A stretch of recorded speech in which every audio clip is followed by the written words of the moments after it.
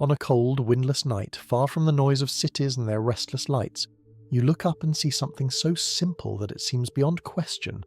Stars that glitter, shiver, and wink at you from the darkness, as though some invisible hand were gently disturbing the fabric of the sky. And it is in that ordinary childhood moment, when someone first asks, "Why do they twinkle?" that you step unknowingly into a story thousands of years long, a story of priests and poets, navigators and philosophers, experimenters with glass lenses and quiet mathematicians tracing invisible currents of air and light. Imagine first a time with no names for constellations, long before astronomy was a profession or a science, when small groups of humans huddled around fires on the African savanna, and the night was both a ceiling and a question. Their eyes, unspoiled by artificial light, would have drunk in a sky so dense with stars that the Milky Way itself resembled a river of crushed ice, and among those countless points, the unsteady ones, their quivering living quality, could not possibly have felt like mere decoration. When those early watchers saw a star brighten, dim, and flash with hints of colour, they had no language for refraction or turbulence, but they had language for spirits, for ancestors, for gods who might be signalling approval or warning, and it is easy to picture an elder gesturing upward, tracing with calloused fingers the sharp, vibrating rays surrounding a bright star near the horizon, saying that such a restless light must belong to a soul not yet at peace. In that world, where the wind in the grass and the whisper of the fire seemed to answer back, twinkling was not a problem to be solved, but a message to be interpreted. As bands of humans travelled north and east into Mesopotamia, the night sky became not only a canvas for myth, but a ledger of power and fate. And in clay tablets baked under the Babylonian sun, we find some of the oldest systematic records of how stars behave, scratched in cuneiform by temple scribes whose duty was to read the sky as a sacred text. These scribes noticed that certain stars, those close to the rising sun, or hovering low over the dusty horizon, flickered more intensely, occasionally flashing red or green, and they folded such observations into an immense apparatus of omens, catalogued in texts like Enuma Anu Enlil, where the bright, agitated stars were linked to upheavals, famines, or victories in war.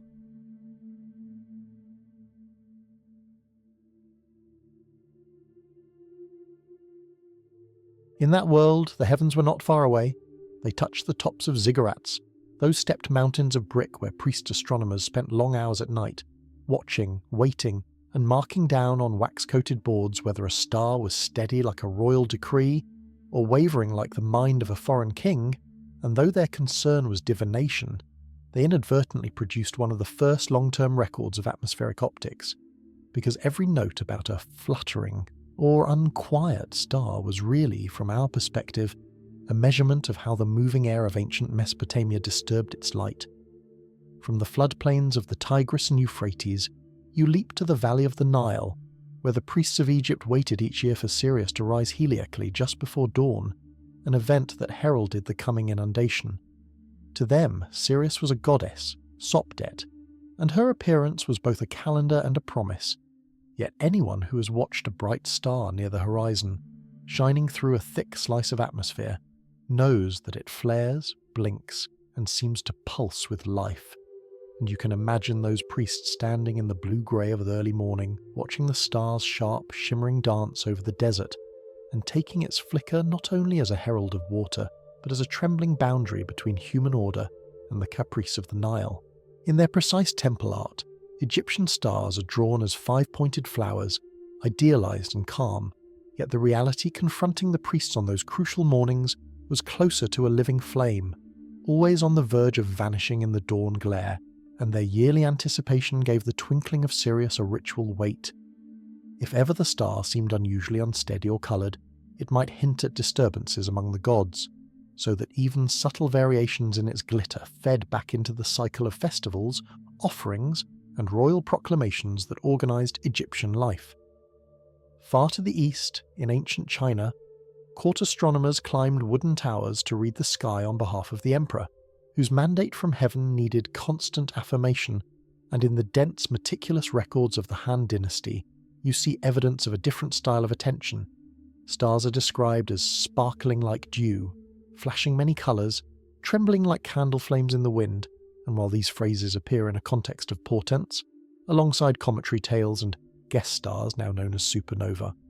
they also testify to an empirical sensibility, a recognition that stars do not present themselves as static points, but as restless, occasionally iridescent sparks whose behaviour correlates with weather, season, and direction in the sky.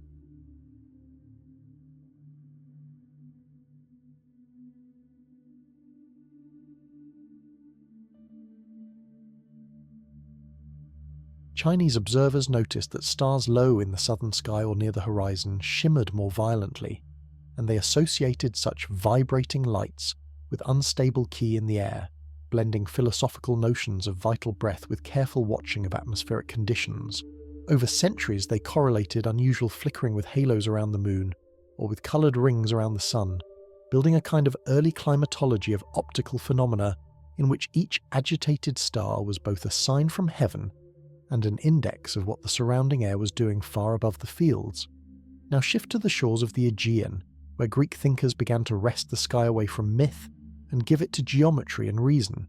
Yet even for them there remained the stubborn fact that some celestial lights waver, while others shine smoothly. Aristotle, whose influence on later centuries would be immense, confronted this in his treatise Meteorologica, where he writes that stars seem to tremble because their light passes through the turbid exhalations of the sublunar region, a realm of vapours, smoke, and ever-changing air.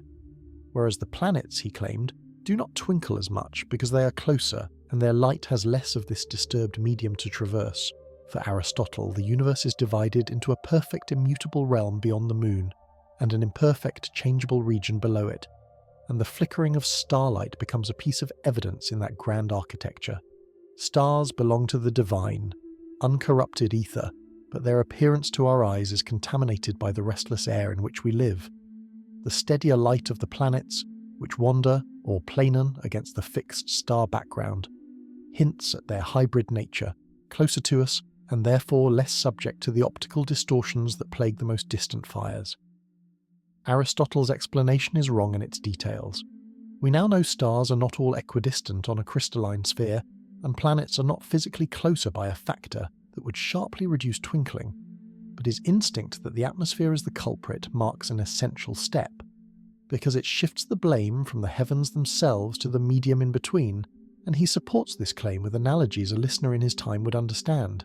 Just as a torch seen through smoke appears to dance and change shape, so the star seen through the moist, heated exhalations rising from Earth appears to jitter and flash.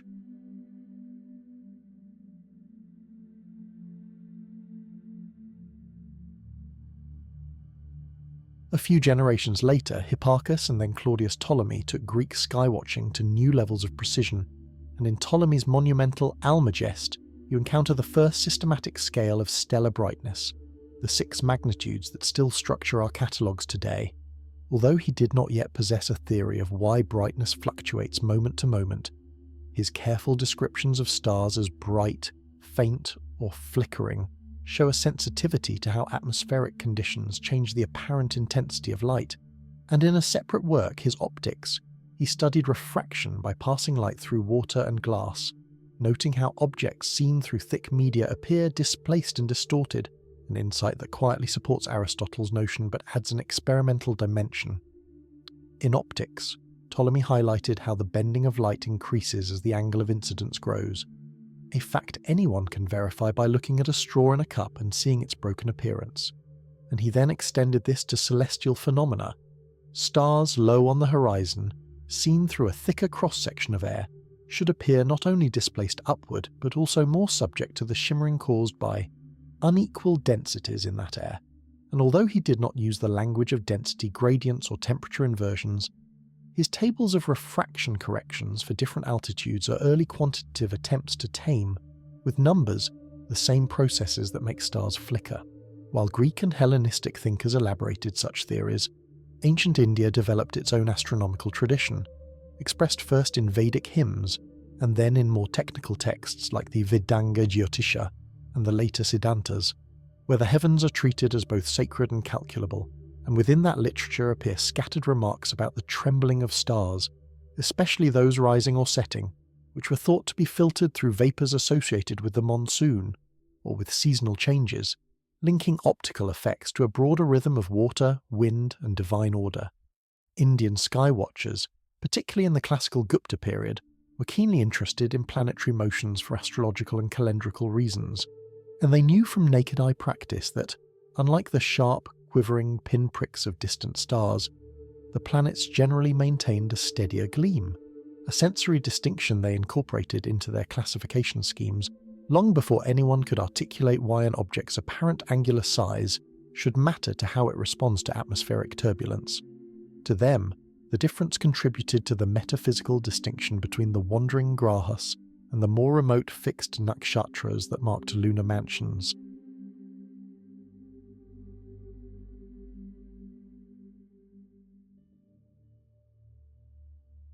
As Greek works found their way into the Arabic-speaking world after the rise of Islam, the question of why stars twinkle while planets mostly do not reach scholars in Baghdad, Basra, and Cairo, where the House of Wisdom became a crucible for translating, critiquing, and extending classical knowledge. There, under caliphal patronage, astronomers like Al-Farghani, Al-Battani, and Ibn Yunus refined Ptolemaic models, while physicists and philosophers began to pull apart Aristotle's blended notions of exhalations and ether. Among them, the most important for our story is Ibn al-Haytham, known in the Latin West as Al-Hazen, who around the year 1021 completed his Kitab al-Manazir, the Book of Optics, a masterpiece that did more to change how we think about light and vision than any work since antiquity, and within it he addresses not only reflection and refraction, but the way apparent sizes and shapes of celestial bodies change with viewing conditions, insisting on experiment, passing light through glass spheres, through layers of heated and cooled air, and noting how point-like sources can appear to blur, stretch, or quiver when the medium is unstable. Ibn al-Haytham argued forcefully against the then common belief that rays emanate from the eye toward objects. Instead, he maintained that light travels from luminous bodies to the eye in straight lines through a transparent medium, and that any irregularity in that medium alters the path, so that the apparent trembling of stars arises from the ceaseless, microscopic bending of their rays by layers of air at different temperatures, densities, and motions, a view strikingly close to the modern one, even if he lacked the later mathematics of waves and turbulence to fully formalize it. This emphasis on the medium opened a door for later Islamic scholars, such as Qutb al-Din al-Shirazi and Kamal al-Din al-Farisi, who explored atmospheric optics in the context of rainbows and halos, studying how light can be split into colours or scattered. And in their discussions of halos around stars and planets, one perceives an awareness that the same inhomogeneous air causing those rings and arcs also agitates starlight. The sky is no longer a smooth dome but a dynamic lens with endlessly shifting patches of refractive power. When Ibn al-Haytham's work was translated into Latin in the 12th and 13th centuries, it entered a European milieu still dominated by Aristotle, but increasingly receptive to measurement and natural philosophy, and scholastic thinkers in Paris, Oxford and Bologna took up the puzzle of twinkling in a new way, sometimes treating it as a moral allegory, the unstable star symbolizing the fickle soul, while also proposing physical causes such as vapours and smoky exhalations, shimmering in the air between Earth and the celestial spheres.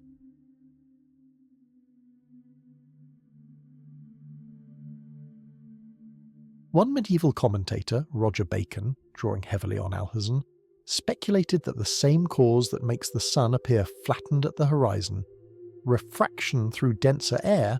must also be responsible for the irregular sparkling of stars, and he suggested experiments with candles observed through glass flasks, sometimes filled with hot water and sometimes with cold, to demonstrate how changing the medium's state affects the apparent steadiness of the flame.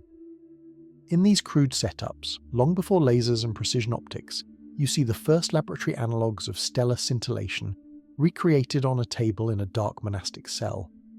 Meanwhile, far from libraries and disputations, seafarers along the coasts of the Mediterranean and in the Indian Ocean were learning that the twinkle of stars held practical information,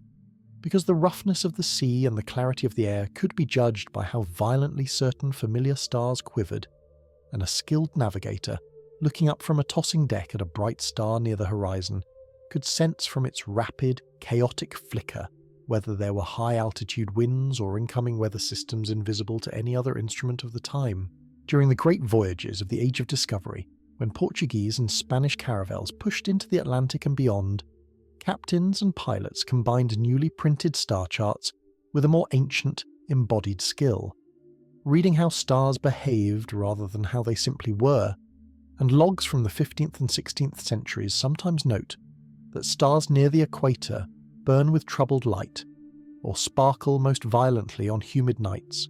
observations that, when stripped of their metaphors, testify to the sensitivity of mariners to how warm, moist air in tropical regions intensifies the bending and scattering of starlight. As Europe entered the Renaissance, the invention of the telescope in the early 17th century suddenly interfered with this age-old experience of a glittering sky, because when Galileo Galilei turned his crude but revolutionary instrument toward bright stars, he discovered something paradoxical. The twinkle that dominated the naked eye view diminished significantly, and stars, though still small, appeared as tiny disks or blobs of more or less constant brightness, while Jupiter's moons and the planets showed crisp, stable shapes most of the time, strongly reinforcing the emerging idea that whatever made stars flicker belonged not to them, but to the atmospheric corridor between the object and the observer.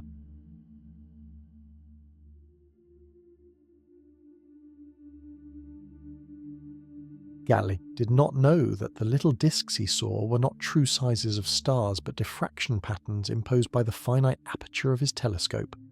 Yet his realization that magnification tamed twinkling fundamentally altered how astronomers thought of the heavens, because it separated the sensory appearance of stars into two realms: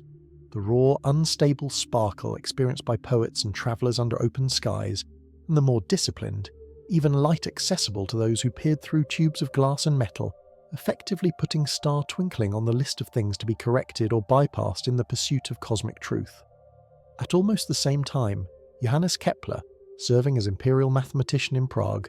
dug deeply into refraction in his work Paralipomena to Itello, using it to explain why the sun and moon look larger at the horizon, and his geometrical treatment of light bending through layers of air with changing density pointed directly toward a more accurate theory of how a stratified atmosphere refracts starlight into deflected paths that vary over time. Though he focused on large-scale displacement rather than rapid flicker, the conceptual move from a simple uniform atmosphere to a vertically structured gradient-filled one gave later thinkers tools to model the continuous jostling of rays that produces twinkling. In the decades that followed, light itself came under new scrutiny, and competing theories arose. René Descartes and later Isaac Newton favoured corpuscles, tiny particles travelling in straight lines and bouncing or bending at boundaries, while Christian Huygens elaborated a wave theory in which light spreads as a disturbance in an all-pervading ether.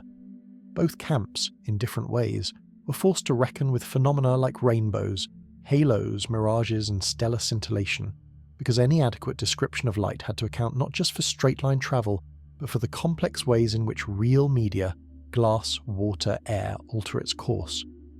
Newton's experiments with prisms in the late 17th century showed definitively that white light is a composite of colours of different refrangibility, and when you realise that each colour bends at a slightly different angle, when it passes from one medium to another, a fresh detail appears in the night. The subtle flashes of red, green and blue around a twinkling star, especially near the horizon, are not illusions but the result of atmospheric refraction, acting more strongly on some wavelengths than others, so that as turbulent cells of air with varying temperature and density pass in front of the starlight, they disperse its colours unevenly, turning the star into a miniature fluctuating prism.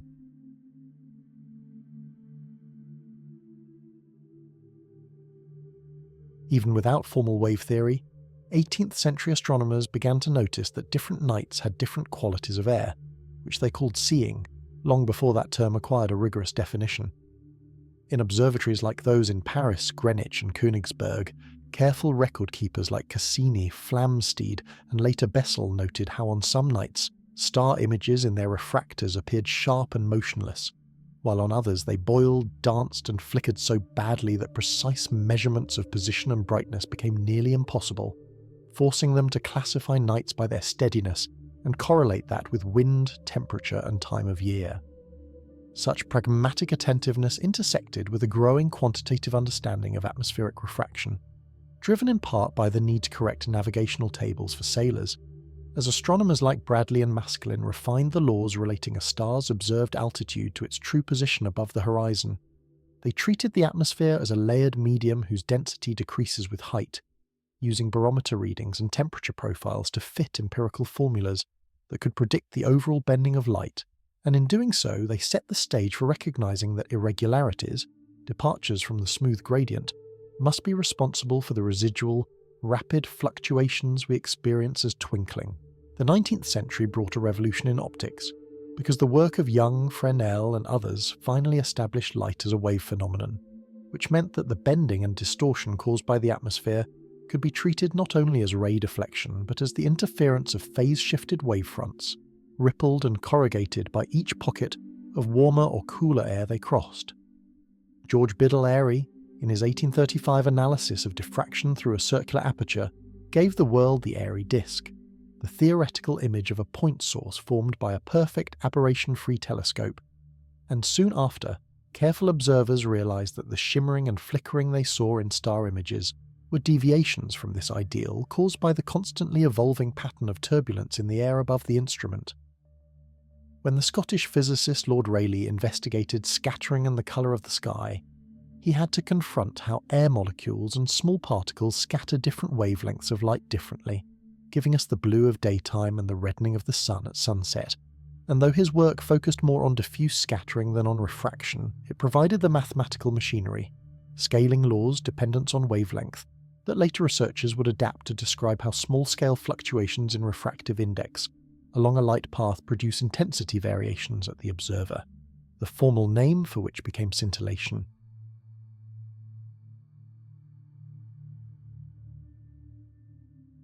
At the same time, meteorology itself transformed from a collection of descriptive practices into a physics of fluids, and Lewis Fry Richardson's early 20th century attempts to describe turbulent flow with differential equations later synthesized by Andrei Kolmogorov gave a statistical picture of turbulence as a cascade of eddies of many sizes, from large atmospheric waves hundreds of meters across down to tiny swirls gliding on millimeter scales,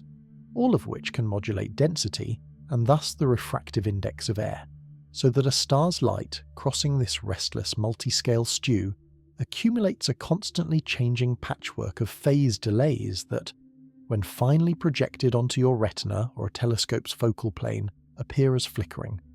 Laboratory physicists, curious whether such scintillation could be mimicked indoors,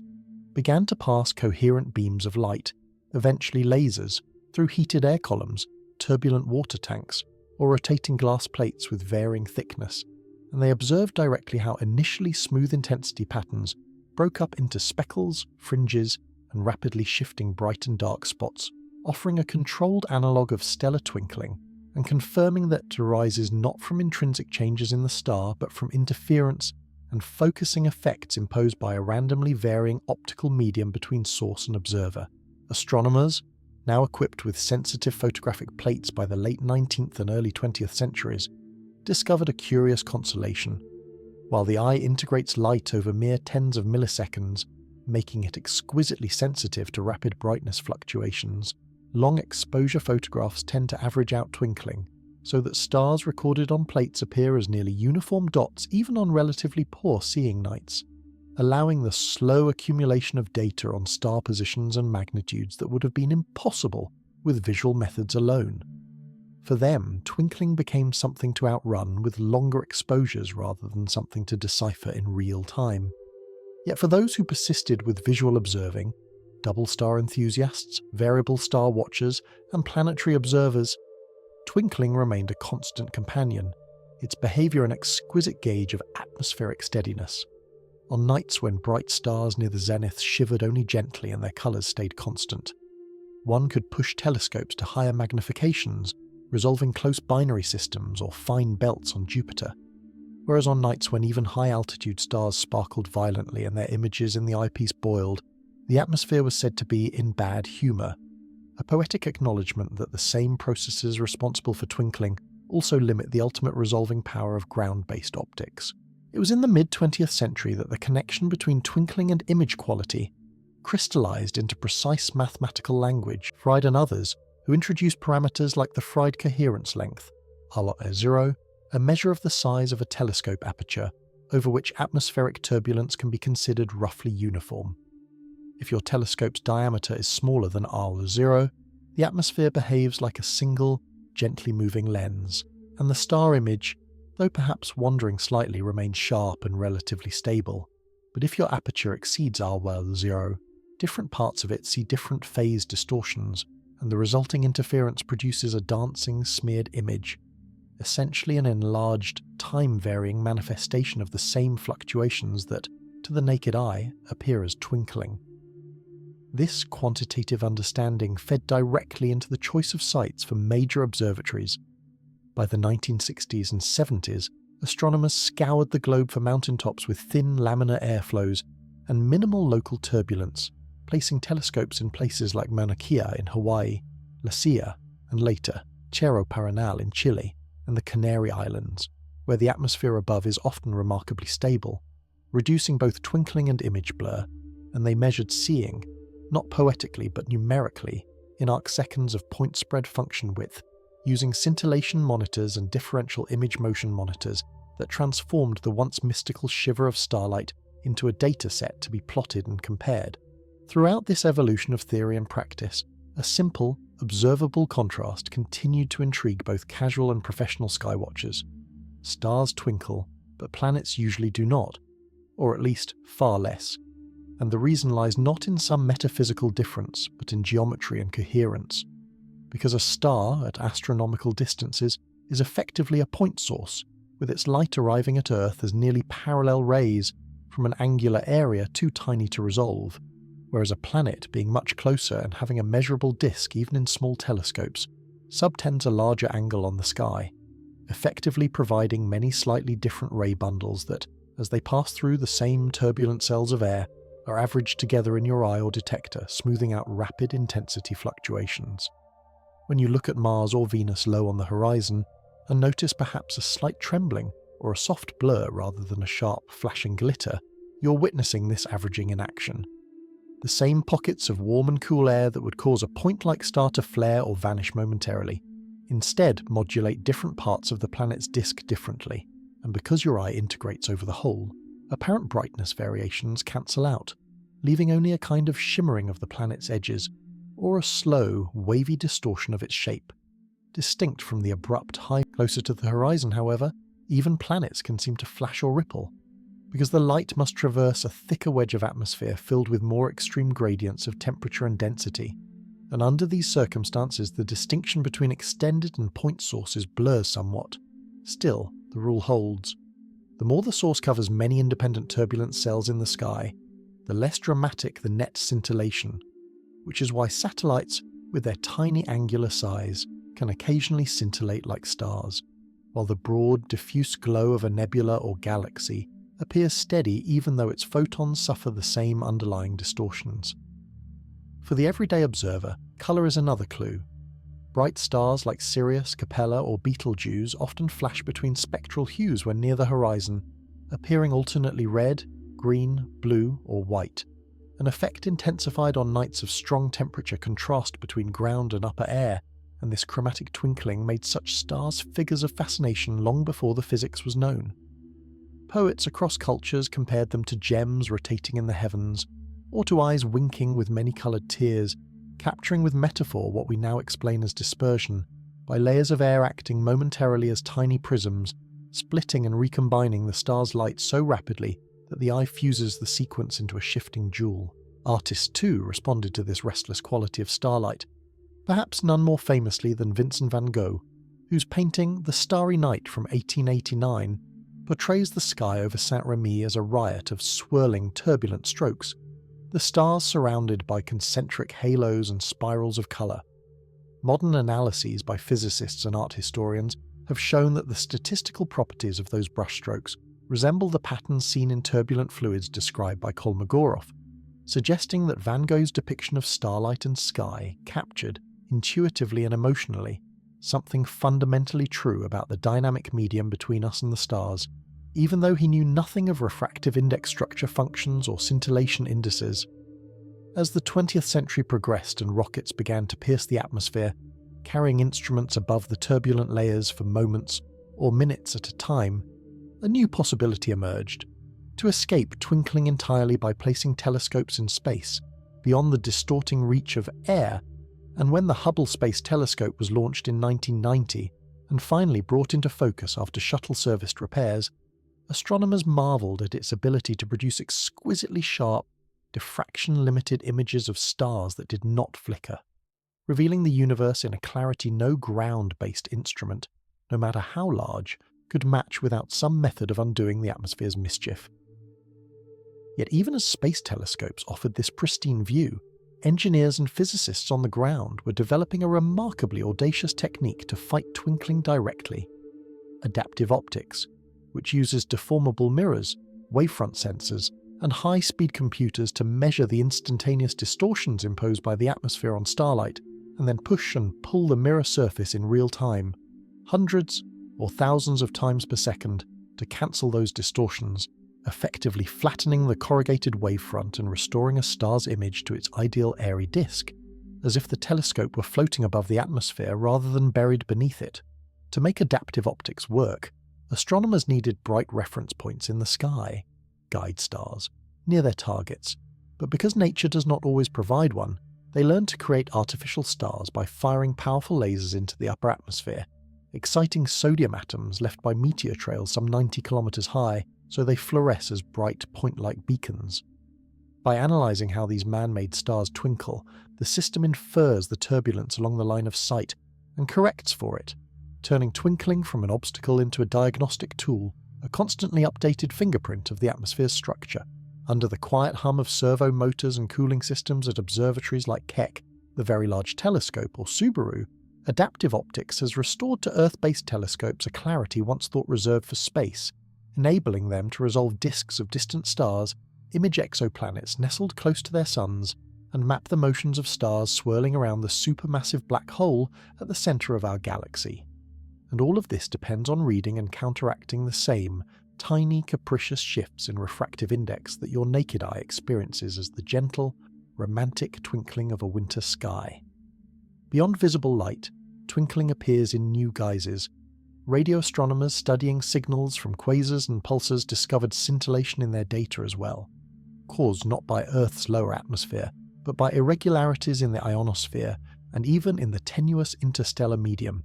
where clumps of plasma act as lenses that focus or defocus radio waves. In this broader context, scintillation becomes a universal phenomenon of wave propagation through random media, linking the flicker of a star seen by a shepherd to the fluctuations of a pulsar's signal received by a giant dish antenna.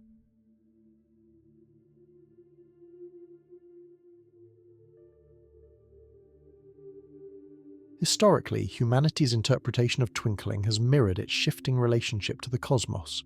For the Babylonians and Egyptians, it was a divine code. For the Greeks and medieval scholastics, a clue to the structure of the spheres and the nature of the sublunar air.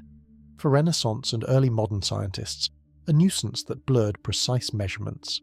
For 19th and 20th century astronomers, both an obstacle and a source of insight into atmospheric physics, and for contemporary astrophysicists, paradoxically, a thing to be both cancelled technologically and studied as a probe of the very medium they seek to look through and beyond. Today, if you step outside on a clear night and look up with this history in mind, the simple question, why do stars twinkle,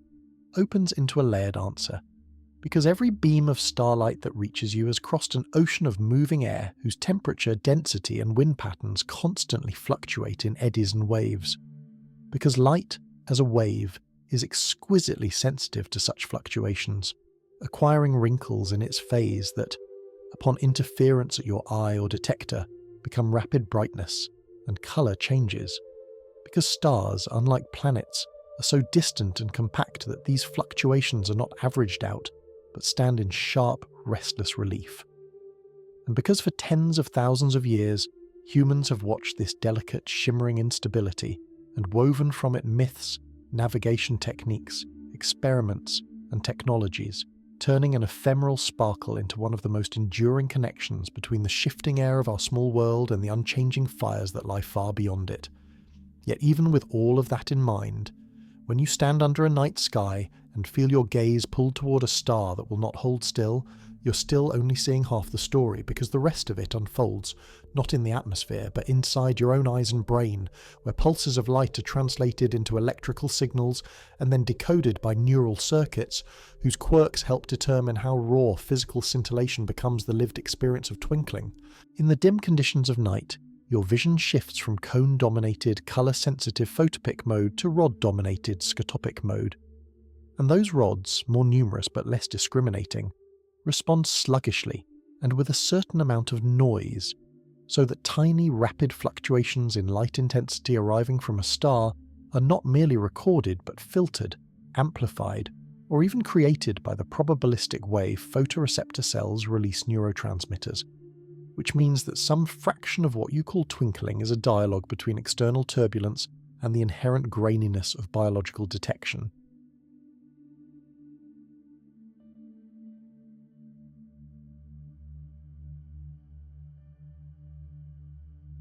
In the 19th century, physiologists and psychophysicists such as Hermann von Helmholtz and Gustav Fechner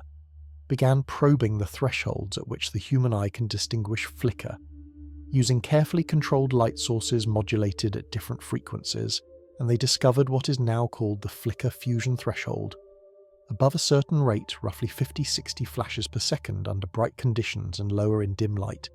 discrete flickers blur into the perception of steady illumination, implying that if stellar scintillation occurs faster than your rods and cones can respond, you will simply perceive an averaged brightness, whereas slower or irregular oscillations stand out as genuine twinkling. This frequency sensitivity helps explain why some people, especially children with fresh, unadapted eyes, report more conspicuous twinkling than older observers do, and why the effect appears different when you avert your gaze slightly so the star falls on a more rod-rich part of the retina. Ancient skywatchers could not have named photoreceptors or temporal integration, but in the way they spoke of stars that dance at the edge of sight, you can feel an intuitive awareness that the periphery of vision, where rods dominate, experiences stellar unsteadiness more acutely than the foveal centre. Because of this physiological filtering, the border between physical scintillation and psychological illusion can be porous, and in the 20th century, researchers in visual perception devised patterns like the scintillating grid illusion, an arrangement of white dots at the intersections of grey lines on a black field, where ghostly dark spots seem to flash in and out of existence, that reveal how the brain constructs and sometimes invents twinkling-like phenomena from static stimuli, suggesting that some part of the star's vibrato quality might be supplied by your nervous system, trying to make sense of sparse, noisy, high-contrast input in the dark. While scientists dissected perception in the laboratory, traditional cultures that lived much closer to the unpolluted night had long since woven the behaviour of starlight into practical knowledge systems, and among the master navigators of the Pacific, the Polynesian wayfinders who crossed thousands of kilometres of open ocean in double-hulled canoes, the sky was not merely a map of positions, but a living report of conditions, where the steadiness or agitation of certain guiding stars could hint at upper-level winds, high clouds invisible at sea level, or the presence of moist, unstable air associated with storms.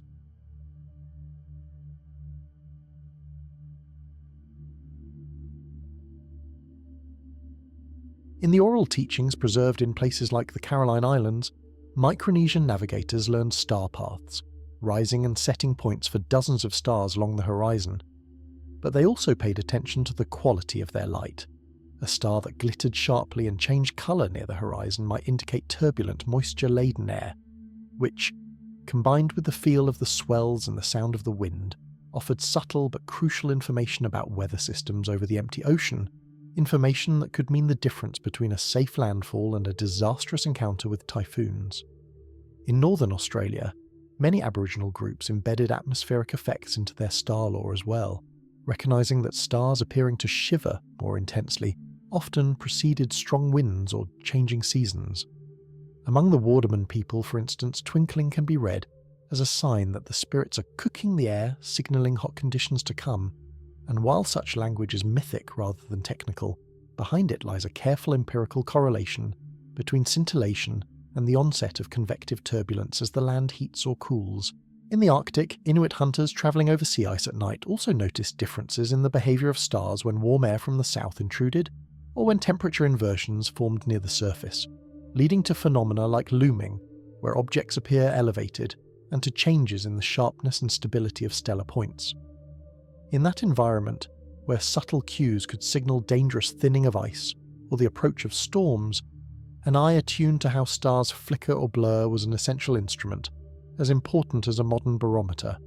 These indigenous ways of knowing atmosphere through the sky parallel, in a different idiom, the work of modern atmospheric physicists who learned to use scintillation not just as a nuisance, but as a remote sensing tool, measuring how rapidly and strongly stars fluctuate to reconstruct the vertical distribution of turbulence above a site. Techniques such as ekakeda,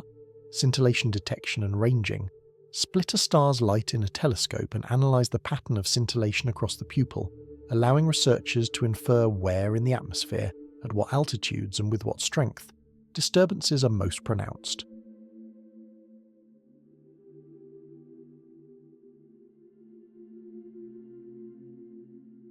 By repeatedly applying side-air and related methods like SLODAR and mass-dim at potential observatory sites, scientists have built up detailed climatologies of turbulence, finding, for example, that some mountaintops are afflicted by a persistent roiling boundary layer a few hundred metres thick while others lie under more benign laminar flows, and these subtle differences can make the contrast between average seeing of 1 arcsecond and of half that, a small number on paper, but the difference between a blurred point and a sharply defined star in a large telescope, which in turn affects whether twinkling is fierce or subdued when seen from that mountaintop. As global climate patterns shift, with changing jet streams, altered temperature gradients and more frequent extreme weather events, a new question has begun to stir among astronomers and atmospheric scientists. Will the characteristic twinkling of stars, as averaged over years and decades, change as well?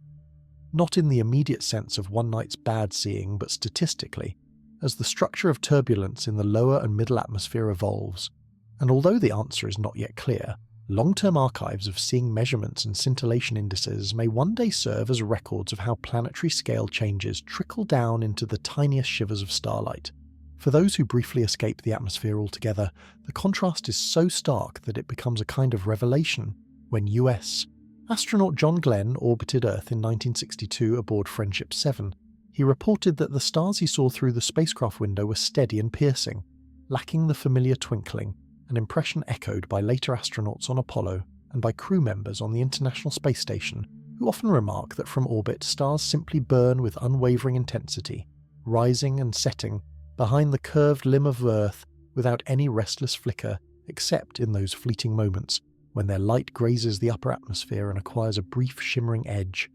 In those reports lies one of the most direct, experiential confirmations of what centuries of theory implied. Remove the veil of air, and the stars do not twinkle, they blaze,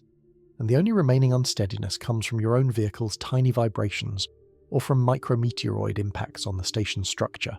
not from any cosmic volatility in the luminous points themselves, underscoring with visceral force that twinkling is an earthbound experience, a signature of living under a deep, dynamic atmosphere.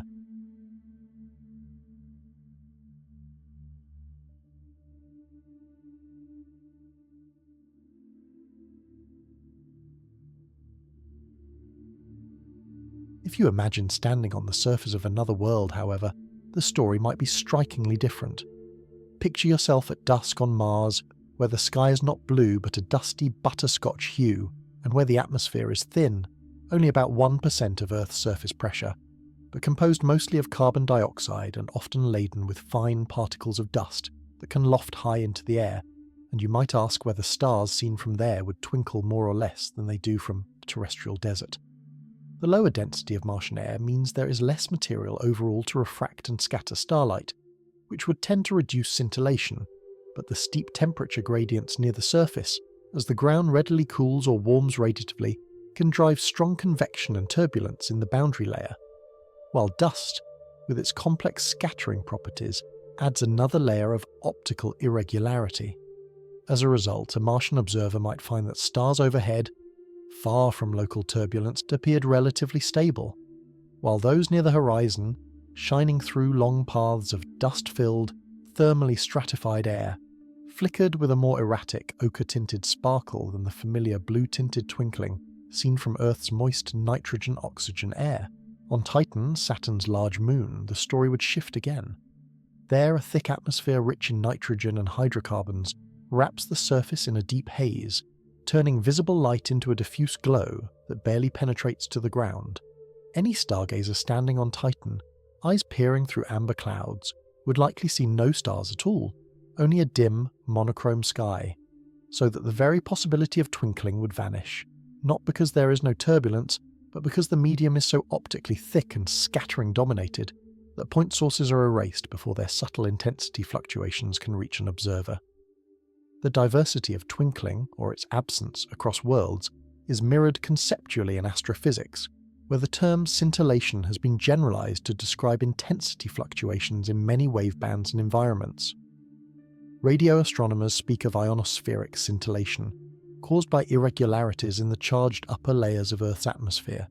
of interplanetary scintillation as radio waves from complex sources like quasars and pulsars pass through the turbulent solar wind, and of interstellar scintillation as radiation traverses clumpy plasma between stars, and in each case the essential idea remains the same even as the scale and medium change.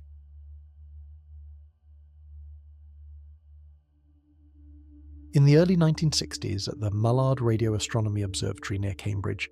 Anthony Hewish and his colleagues exploited interplanetary scintillation to study the solar wind, aiming fixed radio antennas at distant compact radio sources and watching how their intensities fluctuated as the turbulent plasma streaming from the sun swept across the line of sight. By analysing these variations, they could infer the speed and structure of the solar wind long before in situ spacecraft measurements were available, using a kind of radio twinkling as a probe of an invisible, tenuous medium filling the solar system. It was within this experimental context that Jocelyn Bell, a postgraduate student analysing miles of chart recorder paper from Hewish's array, noticed a peculiar, highly regular scruff in the data, signals that pulsed with astonishing regularity about once every 1.3 seconds, which, after careful elimination of terrestrial interference and satellites, turned out to be the first discovered pulsar, a rapidly rotating neutron star whose beamed radio emission swept across Earth like a lighthouse. Although the pulsations themselves were intrinsic to the source and not a form of scintillation, their detailed shape and intensity still bore the imprint of propagation through the interstellar medium, meaning that even in the discovery of one of the most exotic celestial objects, the principle of waves modulated by a random medium played a quiet background role. Back in the optical regime, another subtle branch of inquiry emerged in the mid-20th century that used fluctuations in light intensity in a creative way. The work of Robert Hanbury Brown and Richard Twiss on intensity interferometry, originally devised in the 1950s to measure the angular diameter of bright stars by correlating the arrival times of photons at two separate telescopes, a method that does not rely on conventional imaging but on statistical correlations in the fluctuating light stream. Their experiments, which involved measuring the tiny rapid variations in intensity at two stations, separated by up to hundreds of meters, and computing how correlated those variations were as a function of separation, allowed them to deduce the size of stars like Sirius, and in doing so they stumbled into the quantum nature of light, sparking debates about photon bunching and coherence that ricocheted through both astronomy and quantum optics. In a sense, they were reading a refined, engineered form of twinkling, not the gross scintillation imposed by the atmosphere, which they minimized by working at short separations and with bright sources, but the microscopic intrinsic fluctuations of light itself.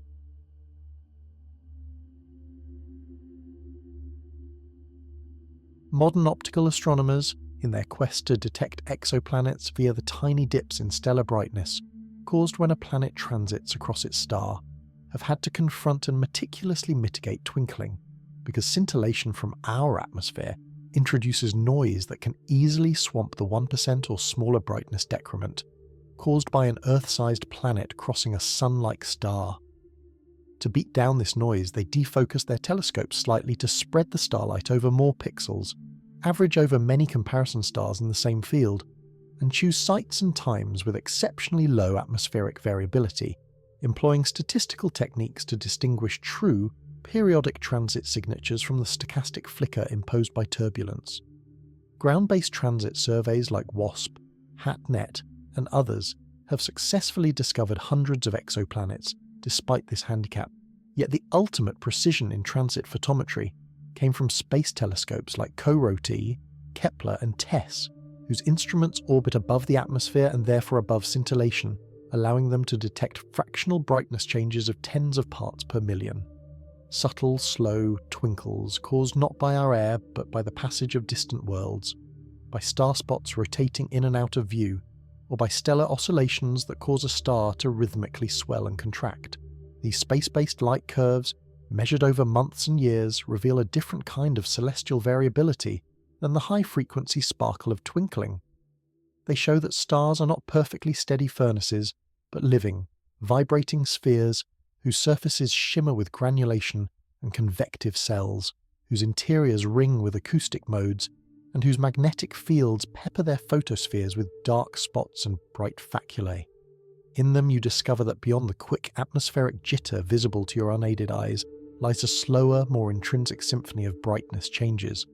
one that ancient observers could not resolve but sometimes intuited when certain stars subtly brightened or faded over months or years. Even at shorter timescales, some stars truly flicker on their own, independent of any medium, as in the case of cataclysmic variables and accreting white dwarfs, where unstable flows of gas from a companion star produce rapid, quasi-random light variations nicknamed flickering, a term that sounds almost domestic but in fact refers to chaotic processes near incredibly dense, compact objects.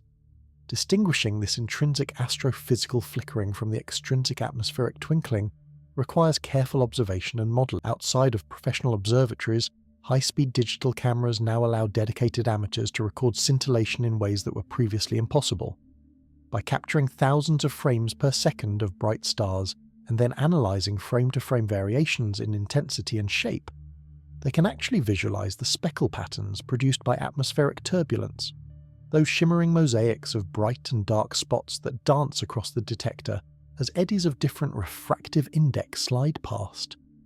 From such datasets, one can compute scintillation indices, structure functions, and even infer wind speeds at different altitudes, turning a backyard telescope into a crude but informative turbulence profiler. This democratization of measurement echoes, in a modern, technical key, the long human tradition of reading the sky's unsteadiness for practical ends, and it finds parallel applications in fields as diverse as laser communication, where engineers must predict and compensate for scintillation when sending narrow beams of light through the atmosphere to satellites or aircraft, and power grid management, where rapid fluctuations in received light at solar farms under broken cloud fields can cause micro-variations in output that must be buffered, all instances where the interplay between coherent beams and turbulent media produces something very much like twinkling, just at less romantic wavelengths. From the cockpit of a commercial airliner cruising at 11 kilometers above sea level, a pilot looking down at the night side of Earth sees a different sort of twinkling. The lights of cities and towns passing through patches of thin cloud, haze and turbulent temperature inversions can flicker and scintillate in ways literature has long seized upon this signature as a metaphor, perhaps because twinkling, more than the steady radiance of planets or the diffused glow of the Milky Way, suggests uncertainty, vulnerability, and the interplay of constancy and change. In Shakespeare's plays, stars that give a faint, unequal twinkle often mirror a character's wobbling fortune or wavering resolve, while in Japanese haiku, a single, trembling star glimpsed through moving branches or heat haze can evoke the fragile transience of life, the way even distant, seemingly eternal things appear to quiver when seen through the lens of human experience. Romantic-era poets, walking under industrializing skies where coal smoke and city lights began to dull the stars, often wrote nostalgically of the twinkling heavens of their youth, and in their laments you hear not just anxiety about progress, but a recognition, however imprecise, that the quality of the night's unsteadiness had changed. The sharp flicker of starlight was being replaced by the steady yellow glare of gas lamps, then electric bulbs, whose own slight scintillation at mains frequency was too fast to notice, so that the living, capricious sky was gradually supplanted by a man-made firmament of uniform, controllable brightness. As light pollution has spread over the last century, swallowing faint stars and washing out the Milky Way for billions of people, the visible experience of twinkling has retreated into rural pockets and designated dark sky reserves, where perhaps a child, taken camping for the first time, stands under a truly dark night and feels an almost ancestral astonishment at the number and behaviour of the stars. For that child, unaware of turbulent spectra or refractive index structure constants, the question, why do they twinkle, may fall from their lips with the same mixture of wonder and need that once moved a Babylonian scribe to press a stylus into wet clay and record that some star, on some night, burned with an unquiet light. The continuity across all these eras, technologies and interpretations lies in the